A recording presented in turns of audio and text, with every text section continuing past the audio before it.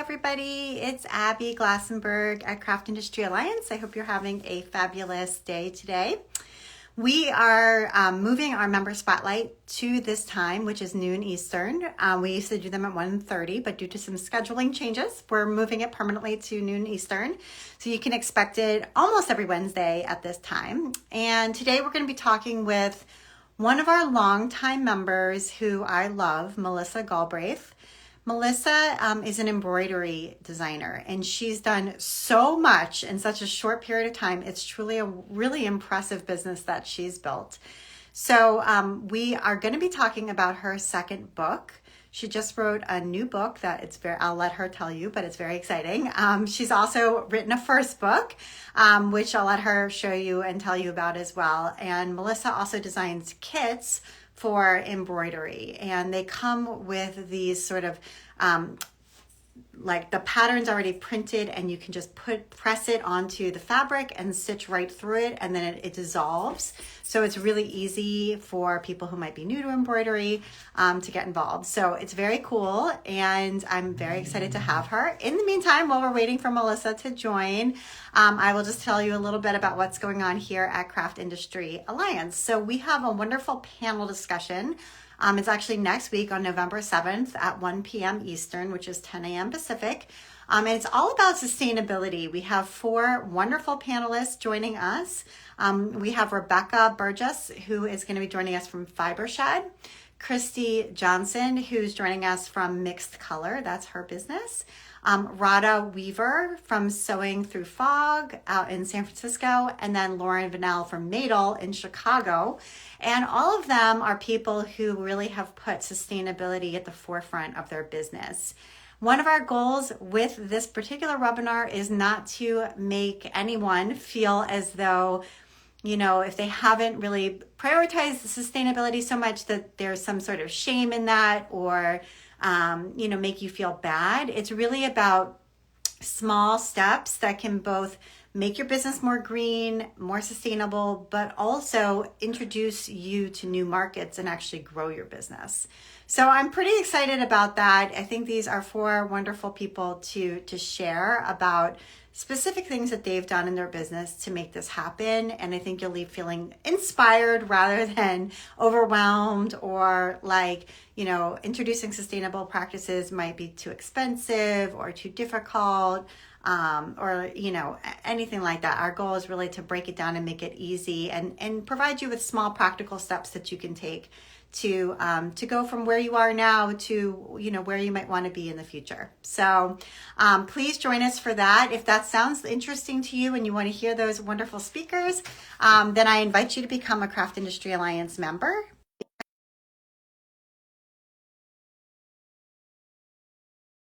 Craft trends for 2025 with a trend forecaster. Don't miss it. It's going to be great, and I'm excited about that one as well. So, oh, look, here's Melissa. Hey, Melissa. Hi, Abby. How are you? Doing well, and yourself? I am good. I'm recovered from Quilt Market and ready to roll. So that's good. You do a lot of traveling and teaching, though. I do. Yeah. Yeah. So like, you come back and you've got an inbox full of unread messages and just feeling like so much to cover. But anyway, so tell us, Melissa, this is an exciting moment for you because your second book, I think it might have come out yesterday, or is it today? Yesterday. Wow, that's amazing. So very good timing for this live. So this book is very cool. It kind of dovetails with an awesome craft trend around sort of customizing footwear, which I see everywhere, and especially embroidering footwear and cool shoes like Converse and Toms and other sort of canvas shoes that can be embroidered and embellished. So show us the book. Tell us a little bit about it. Yeah. So my book is DIY Embroidered Shoes, and it features 15 different shoe projects where you can customize your shoes, and has tons of step-by-step photo instructions. The book has super detailed stitch glossary that will walk you through all the different stitches. And then in the back of the book, there's also around 50 additional patterns, so you can mix and match and customize and really truly create your own unique pair of shoes. That is so cool. So one question that I have around embroidering shoes, I don't think I've ever tried it. I'm imagining the first step is like making sure that the surface is clean and also taking out all the shoelaces. But are there anything else that we need to do to like prepare the shoe to get ready to be embroidered? I know you're gonna have to stick your hand in there, and obviously shoes are a pretty thick cloth for a good reason because we don't want them to rip. So I'm also thinking like a thimble could be helpful here. Yeah, so I found that kind of like working your shoes, like I don't like kind of like mashing them up a little bit, where you kind of like pound the harder sections, maybe like the heel or the toe, just to kind of like mush it up a little bit to make it easier for your needle to go through.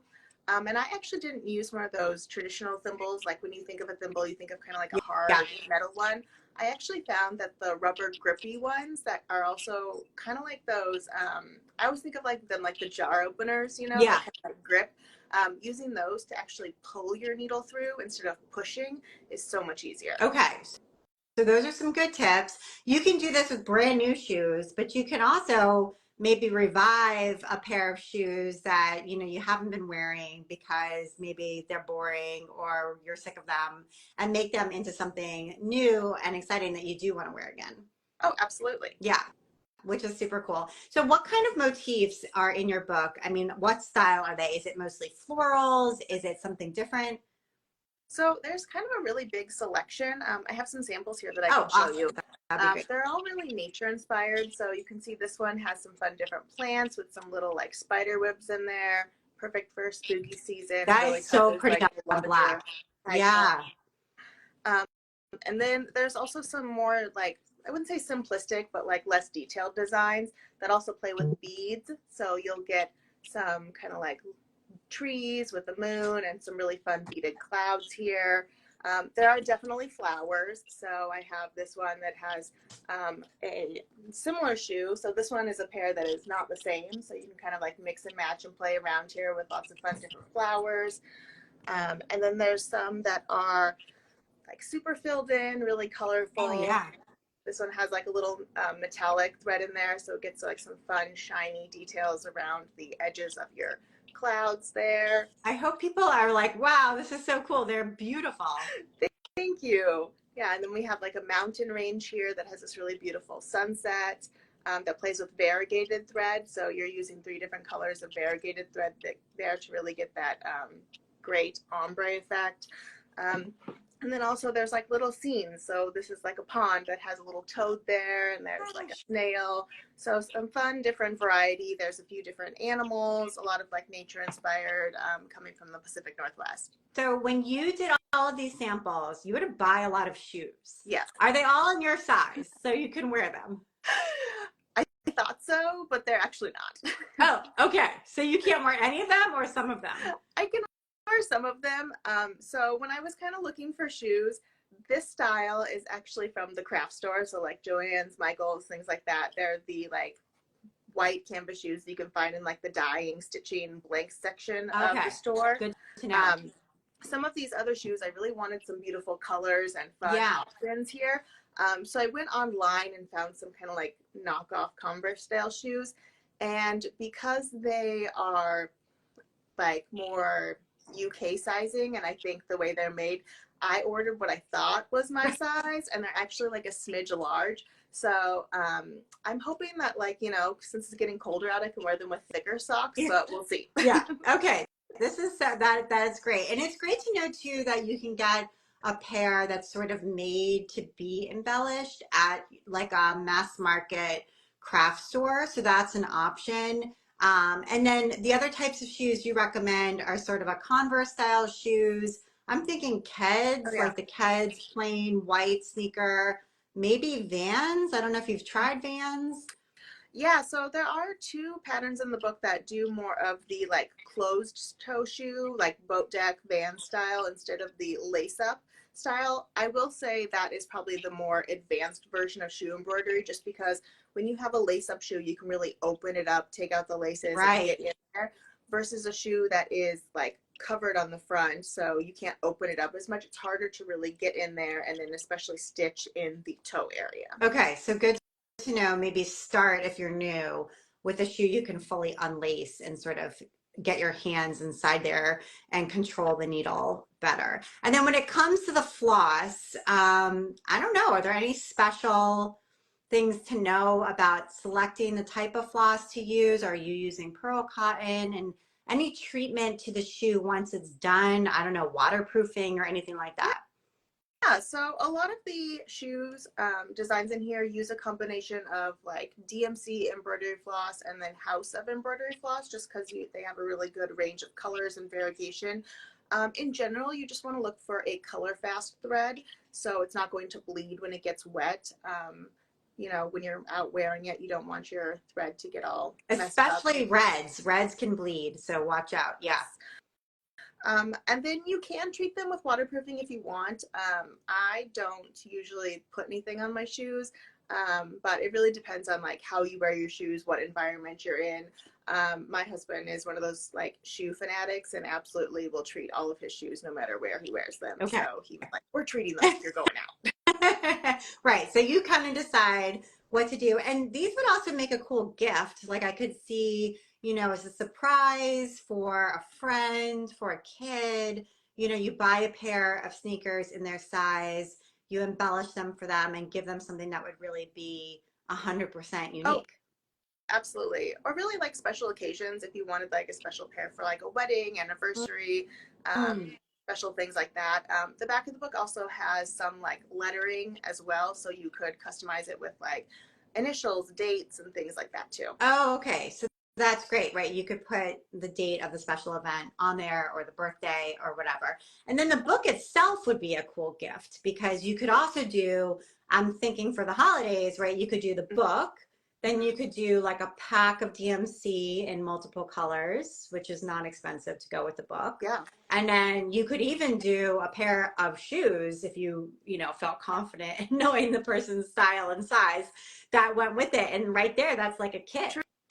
True. And also in the book, it talks about some different materials in here and like tools. So if you wanted to kind of find like specific tools and things like that, Okay, that would be helpful. You could also put those in the pack as well too, like needle grippers, kind of scissors, transfer materials, thread, things like that. Just putting like a fun kit together.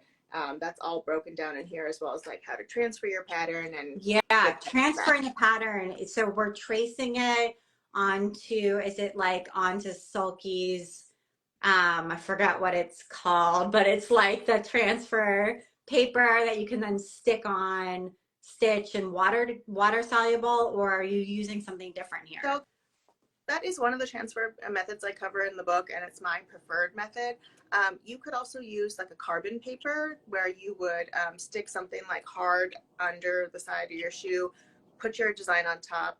Sorry, put the carbon paper, put your design, and then like trace it on, so then you see those lines on top of your shoe. I mean, if you're feeling super confident, you could also draw directly on your shoe with like a heat erasable pen or like water soluble pen and things like that.